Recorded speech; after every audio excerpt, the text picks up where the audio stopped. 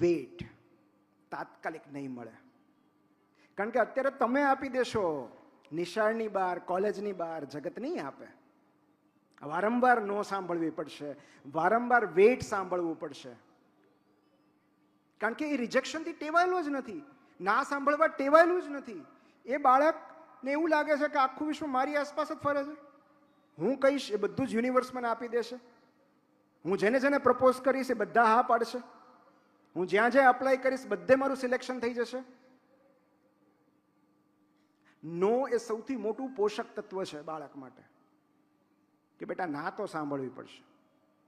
અને rejection શીખવવાનો best રસ્તો વિશાલભાઈ કહી દીધો કે બાળકને કોઈ એક રમત સાથે સાંકળી લો. દરેક વખતે નહીં જીતી શકે, એ રમત એને વિનમ્ર બનાવશે. દરેક દિવસ એનો નહીં હોય, ત્યાંથી રેઝિલિયન્સ શીખશે. એટલે વિનમ્ર અસ્વીકાર બહુ જરૂરી છે. અને છેલ્લો આર જે વધારાનો છે, 5મો આર, જે આજે થોડી ગંભીર રીતે ચર્ચા કરવી જોઈએ, એ આર છે રિસ્પેક્ટ. અત્યારના શિક્ષણ યુગમાં જો સૌથી ગંભીર અને ચિંતાજનક કોઈ ઘટના આકાર લઈ રહી હોય તો એ છે કે શિક્ષકનો આદર ઘટી રહ્યો છે. આના પર વિચાર કરવા જેવો છે. શિક્ષકનો આદર ઘટી રહ્યો છે. અને એક વસ્તુ સમજી લો, એનાથી શિક્ષકને કોઈ ફેર નથી પડતો. જો તમે શિક્ષકની મજાક ઉડાવો છો, મશ્કરી કરો છો, અને વાલીઓને ખાસ કહેવાનું છે કે જો તમારા મનમાં ગુરુ માટે આદર નહીં હોય તો બાળકના મનમાં ગુરુ માટે આદર ક્યારેય નહીં જન્મે. અને જો ગુરુ માટે આદર નહીં જન્મે તો બાળક કોઈ પણ ક્ષેત્રમાં પ્રગતિ નહીં કરી શકે.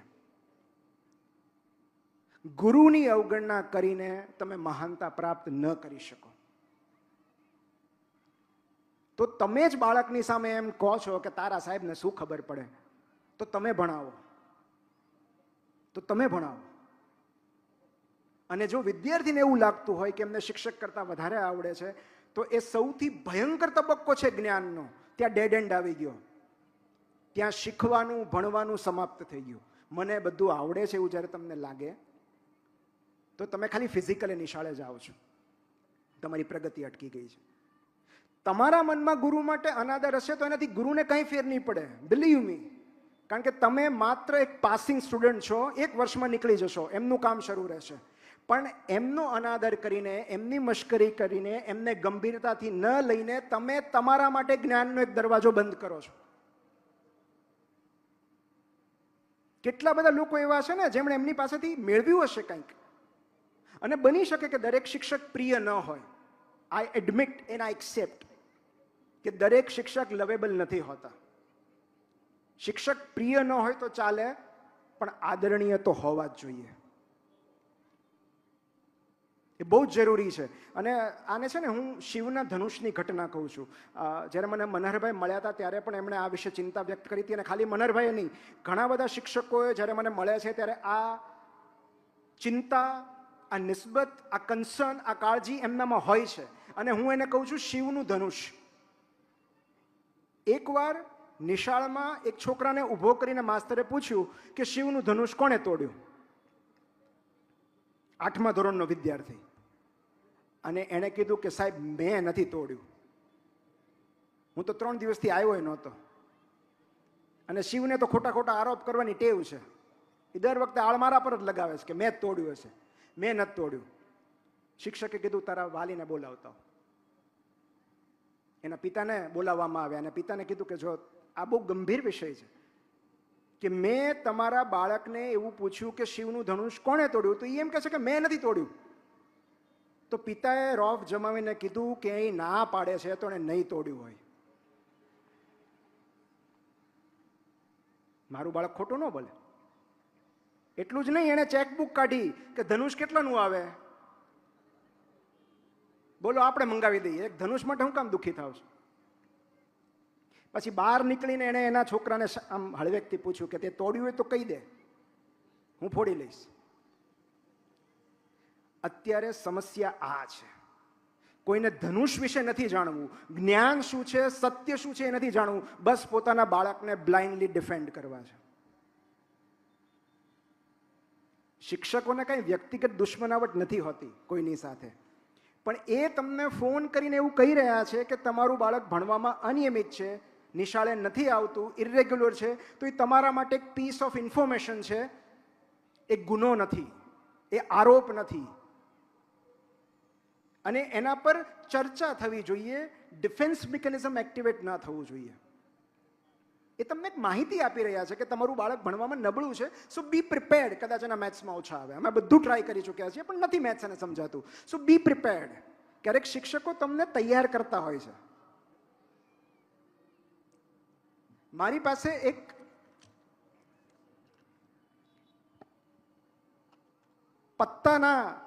પત્તાની કેટ છે, અને આ શું કામ છે એ હું તમને 5 મિનિટમાં કહું. એ પહેલા મારે 2 વસ્તુ કહેવી છે. એક છે ટ્રસ્ટ અને એક બીજું છે એન્જોયમેન્ટ. જો બાળકને ભણવામાં મોજ નહીં આવે તો કશું જ આગળ નહીં થાય, તો એક્સલન્સ નહીં આવે. એક્સલન્સ સુધી પહોંચવાનો એક જ રસ્તો છે એન્જોયમેન્ટ. મોજથી ભણે છે કે નહીં. અને બીજું છે ટ્રસ્ટ. મને સૌથી મોટી વક્રતા એ લાગે છે કે તમે 10 જણને પૂછીને, 100 જણને પૂછીને તમારા બાળકની નિશાળ નક્કી કરો છો, છતાં તમને શિક્ષકો પર અવિશ્વાસ છે. એમનામાં વિશ્વાસ ન હોય તો કાંઈ નહીં, નિશાળમાં વિશ્વાસ ન હોય તો કાંઈ વાંધો નહીં, બાળકમાં વિશ્વાસ ન હોય તો કાંઈ નહીં, તમારી પસંદગીમાં તો વિશ્વાસ રાખો. અમે ઘણીવાર પેશન્ટ્સને પણ આ કહેતા હોઈએ છીએ કે તમે ડૉક્ટર પર ભરોસો ન રાખો તો કાંઈ નહીં, પણ તમે જે શ્રદ્ધાથી અહીંયા આવ્યા છો, જે ડૉક્ટરની તમે પસંદગી કરી છે, તમારી પસંદગી પર તો ભરોસો રાખો. તો આ ટ્રસ્ટ ઇન ધ પ્રોસેસ, એની મેથડ્સમાં ભરોસો હોવો જોઈએ કે શિક્ષક જે ભણાવે છે બરાબર છે. કારણ કે એ તમે પસંદ કરી છે. શિક્ષકો તો બોલાવા નહોતા એવા ઘરે કે તમે આવો. તમે નિશાળ પસંદ કરી છે, તમે શિક્ષકો પસંદ કર્યા છે. પછી શેનો અવિશ્વાસ? આ કાર્ડની વાત. કારણ કે સૌથી અગત્યનો મુદ્દો મારે છેલ્લે છંછેડવો છે, અને એ છે કમ્પેરિઝનનો. કારણ કે બહુ મજા આવતી હોય છે સરખામણી કરવામાં, તુલના કરવામાં દરેક વાલીને. તો એક એવું સત્ય જે આપણી આંખો ખોલી શકે છે, એવું એક સત્ય હું તમારી સામે લાઈવ ડેમો આપું છું. આ પત્તાની કેટ છે અને આને હું શફલ કરું છું. ઓકે, હવે અત્યારે આ 52 પત્તાનો જે ઓર્ડર છે, જે ક્રમ છે, એ એટલો યુનિક છે કે આજ સુધી યુનિવર્સમાં ક્યારેય આ ક્રમ હજી સુધી આવ્યો નથી ને હવે આવશે નહીં. ફરીવાર આવું નહીં થાય. This is so unique. કારણ કે 52 પત્તાને જ્યારે આપણે ઉલટ સુલટ કરીએ અને રીશફલ કરીએ ત્યારે એને એટલા બધા કોમ્બિનેશન્સ બને કે જેની સંખ્યા પૃથ્વી પર રહેલા અણુઓ કરતાં પણ વધારે છે. તો વિચાર કરો કે દરેક વખતે જ્યારે તમે ચીપો છો ત્યારે દરેક વખતે એક યુનિક ઘટના આકાર લે છે, એક યુનિક ક્રમ આકાર લે છે.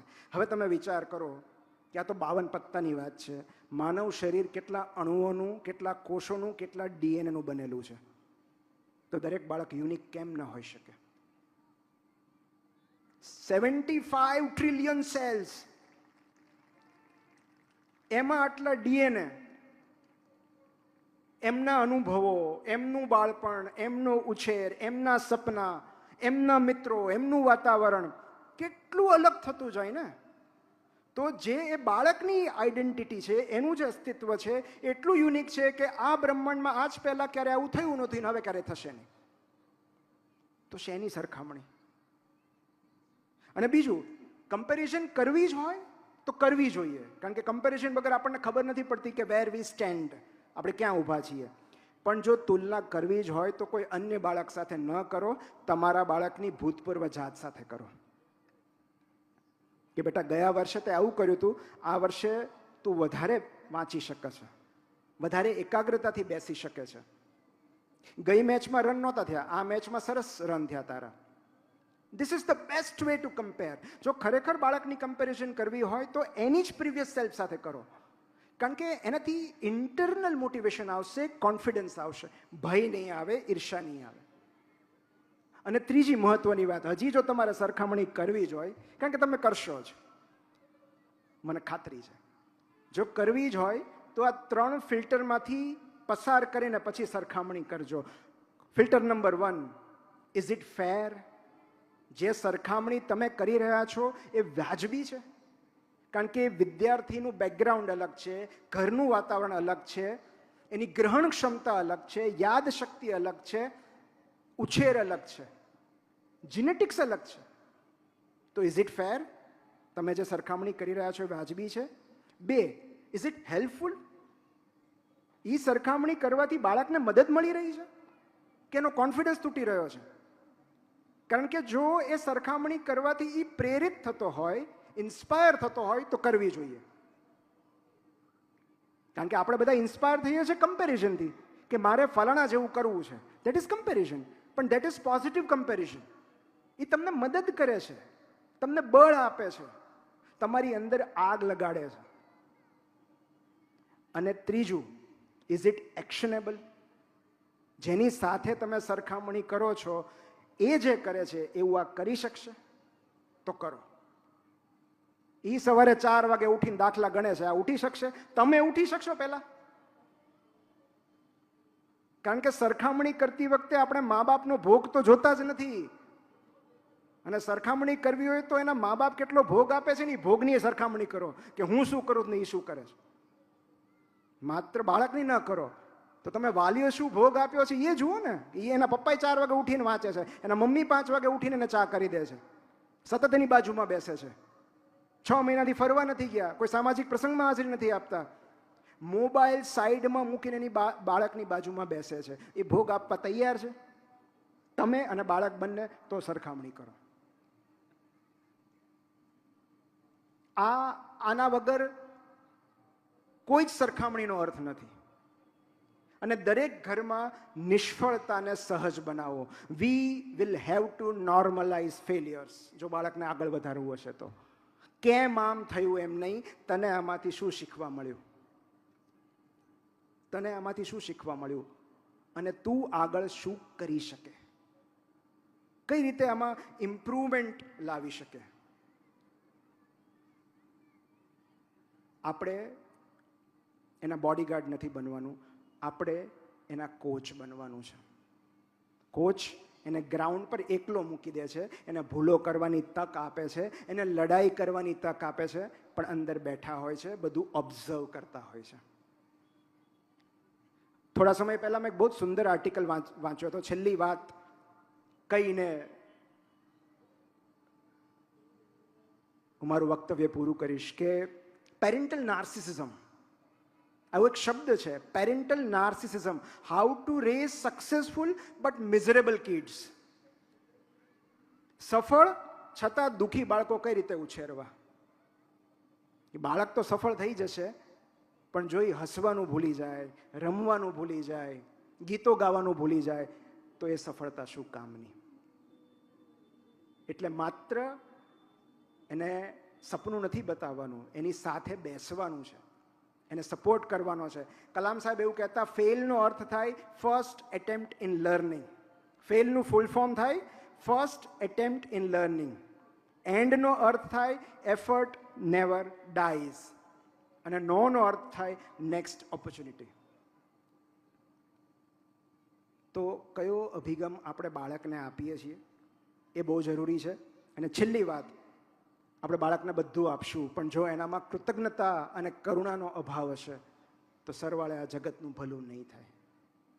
આ જે કાંઈ આપણે કરી રહ્યા છીએ એ લોક કલ્યાણ માટે કરી રહ્યા છીએ. બાળ કલ્યાણ તો ખરું જ, પણ લોક કલ્યાણ. આપણે સમાજને એક સારો નાગરિક આપવાનો છે. આપણે માત્ર એનો વિચાર કરીને છટકી નથી જવાનું. આપણું વિઝન ઓલ ઇન્ક્લુઝિવ હોવું જોઈએ. જે ટેકનોલોજીની આપણે વાત કરીને કે એવું હું શું વિકસાવવું કે જેનાથી લોકોને લાભ મળે, લોકોનું ભલું થાય, લોકોનું સારું થાય.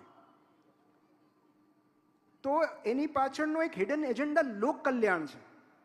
સાહેબે જ્યારે આઈએએસ બનવાના સપના જોયા હશે ત્યારે એની પાછળનો એક એજન્ડા લોક કલ્યાણ હશે, કે હું સુવ્યવસ્થામાં કઈ રીતે કોન્ટ્રીબ્યુટ કરી શકું, હું લોકોની પીડા કઈ રીતે ઓછી કરી શકું, હું લોકોની સમજણ કઈ રીતે વધારી શકું.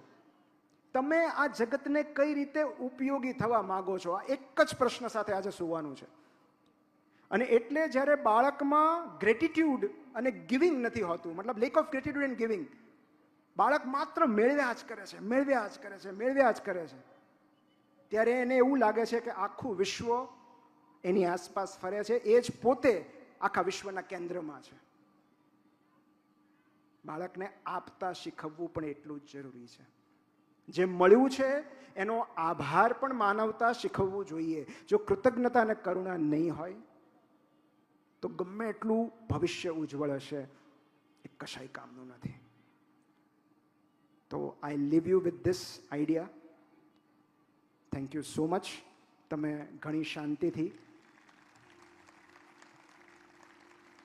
મને સાંભળ્યો. અને ફરી એકવાર મનહરભાઈ અને મિત્તલબેન માટે એક જોરદાર તાળીઓ.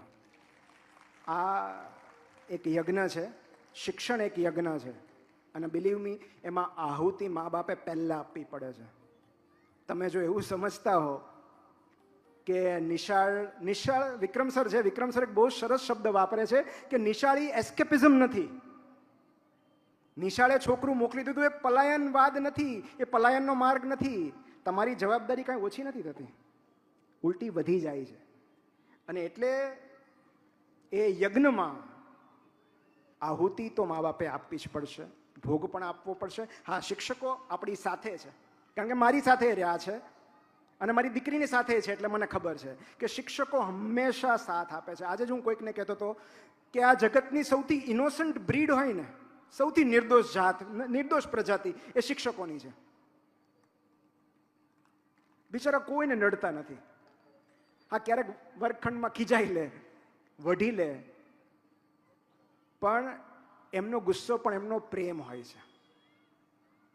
એ જ્યારે કશું કહેતા હોય છે એની પાછળ એનો હેતુ આપણો ઉદ્ધાર હોય છે. તો એને સમજીએ અને એક જવાબદાર